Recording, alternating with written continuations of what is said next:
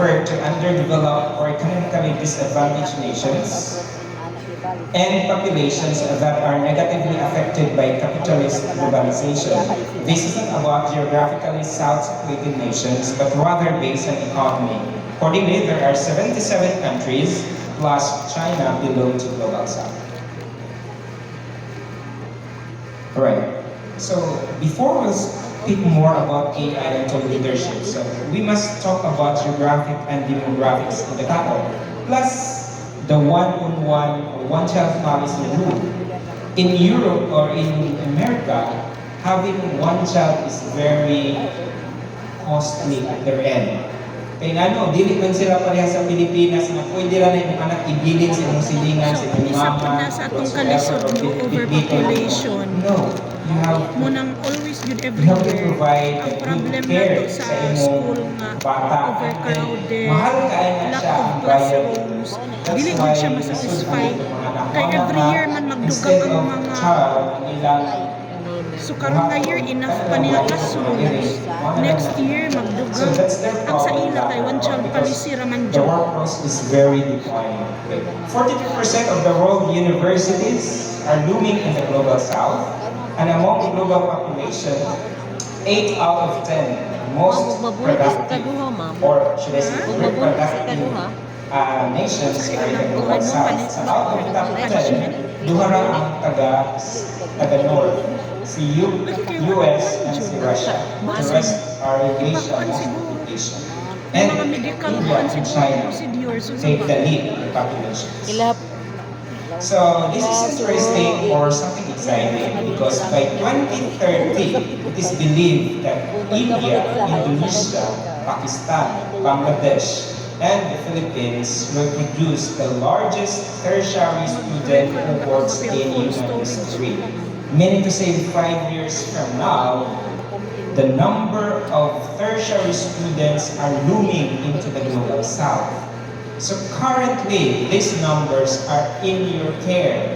Naana siya sa senior high school or middle or basic education nasa senior high schools, junior and senior. So naana diha ron ang tingga sa inyo because the students really coming into place for the global south. Alright, so presented there that there are a lot of things. Now, based, as I mentioned, so I am part of the Asian Euro Foundation. So we are advocating about our work. So I'll just share it to you what we had in our workshop. Many of the places that we have. So drawing from the fifth asset in love on the role of universities in AI education. So this is what happened. No? We've envisioned what the universities are schools in the near future by 2060, by the powered, of course, powered by AI. Unsa nakaroon ang mahitabo in 20, 60 years, 30, 35 from years. So mo ni ang mga na-craft na mga topic within that cohort of experts from Asia and Europe ng mga people. First, deeply personalized, data-rich learning ecosystems. Kumbaga, learning driven by adaptive pathways and real-time analytics. That is in the future.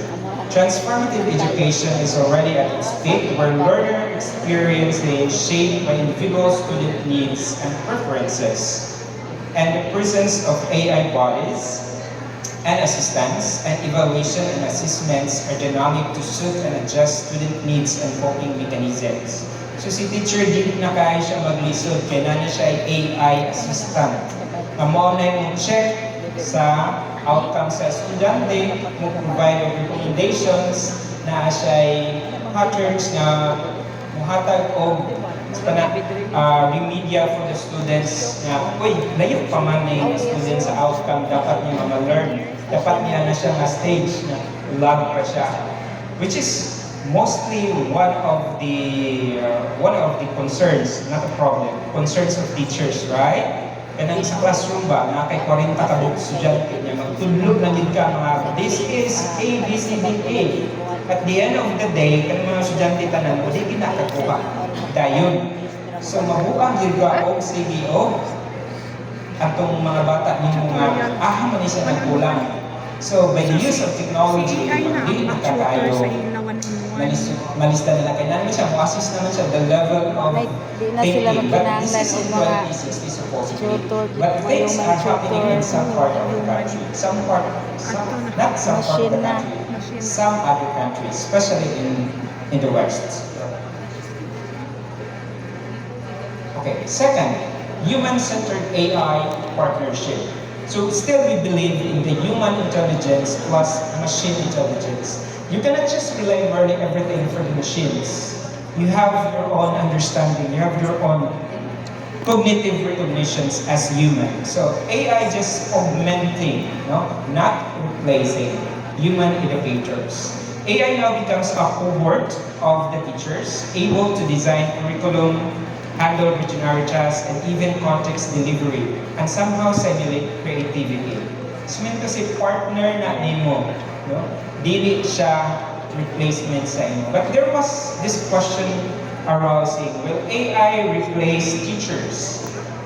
Kapit na. Kapit na. Kung kamo ang mutubag, will AI replace teachers? No? Probably yes. Oo. In what context? AI will replace teachers if the teacher do not use AI. So kung di ka kamao AI na everything is AI powered na in the future, kung sa pa may gamit nimo, kung pwede ra na CM mo curriculum, pwede na po siya mo-deliver siya in whatsoever hybrid manner. Pwede nga sa student at their own face, na nasa learning management system, na siya body na mo-interact sa iya.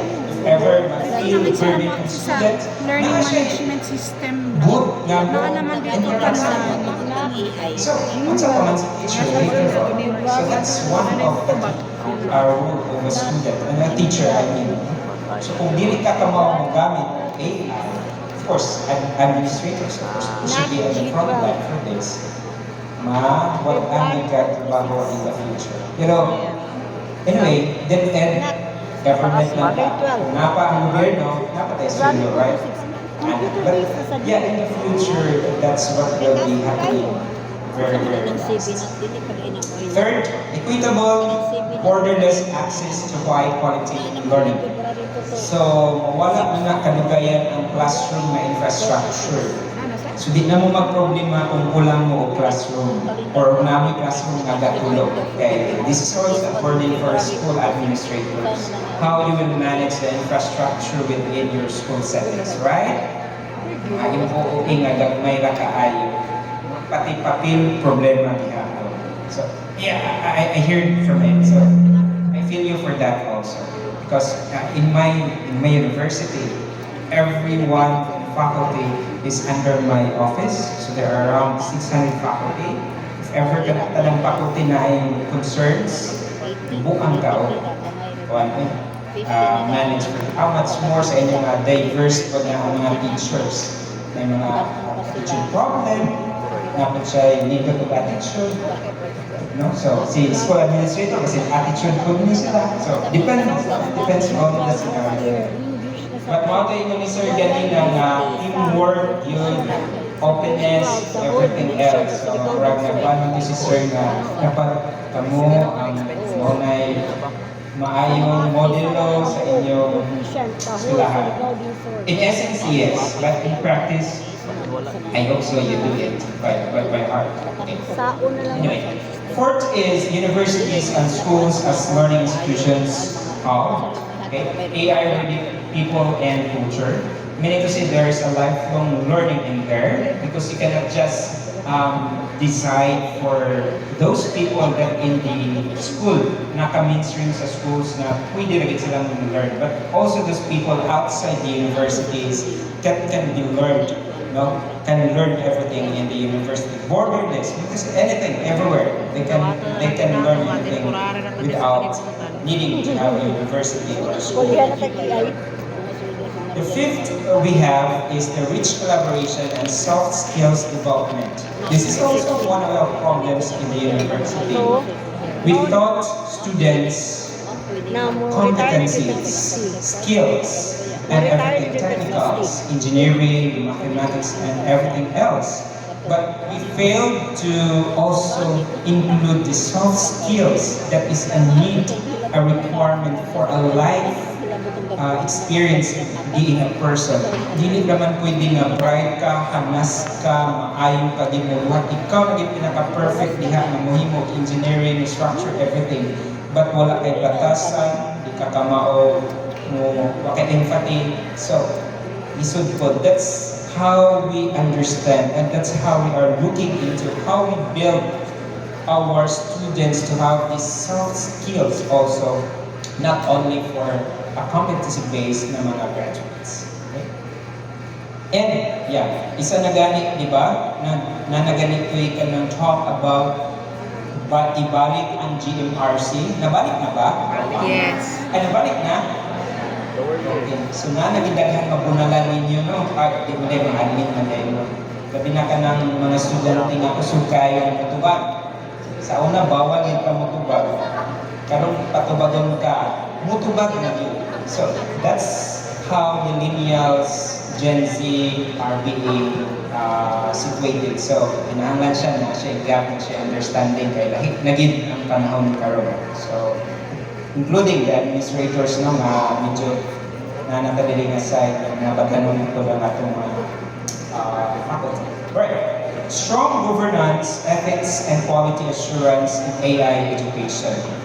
So these ideas are not speculative. They are already visible in early examples across Asia, from adaptive engineering platforms in China to AI language learning tools widely used in some parts of Southeast Asia. Okay, meaning to say, naanagin siya, existing na. But what the research that we do to shows how AI-ready universities and schools. So, unsa po day giingon sa mga research kung ready na ka ang university or your schools for an AI. So, based on the frameworks that we had, and we cascaded it from the UNESCO, from the SDGs, and the GEM, the Global Education Monitoring Report, we found out that there are 3 foundations of an AI-ready schools. Okay. First is governance and integrity. Okay. This is a building block of AI-ready schools and universities. If you don't have a good infrastructure, ICT infrastructure, you cannot build, rely, AI thing will be working well with your organization.